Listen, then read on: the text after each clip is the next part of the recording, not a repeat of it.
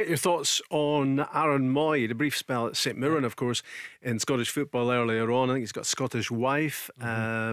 He's been back here for a while. I read today that he's been training in a public park, keeping himself sharp, and the deal has been done with Celtic. And he was asked at the media conference how it was to be face to face again with Ange Postecoglou. He's still intimidating, yeah. He just has that aura about him. So, I don't know what to say. He's done an amazing job so far at Celtic, and I'm sure he will continue to do well. And that's a 31-year-old midfield player, bags of experience, been round the block a few times, and he's still a little bit scared when he's in the company of the manager. Yeah, and also I think in front of the media, he's not fantastic in front of the media. He's quite reserved, but I tell you what, he's a fantastic player.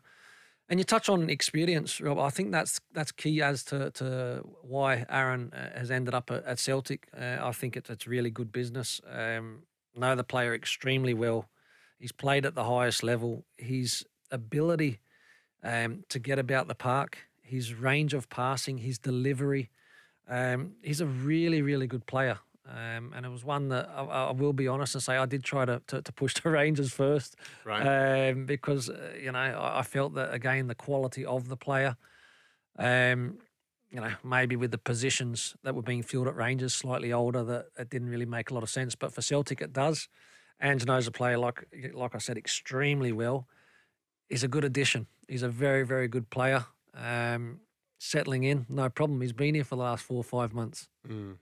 Yeah, and yet again, with a lot of Ange Postecoglou's signings, he knows exactly what he's getting, and this is somebody who can hit the ground running like most of the new arrivals in the last 12 months have done. Really important, isn't it? Signings that not only that you get them right, but it happens quickly. You do need to hit the ground running at the big clubs because there is so much expectation, and more importantly, the big games, you don't build into them. They're now. They're the next game, the next game, the next game. So, look, Aaron, he'll go about his business. Like I says, he's a quiet lad, but he's played at a top level. He went into the World Cup qualifiers for Australia against the UAE and Peru on the back of no football, and he played 120 minutes against Peru. He's just a top professional, looks after himself, and he is real quality.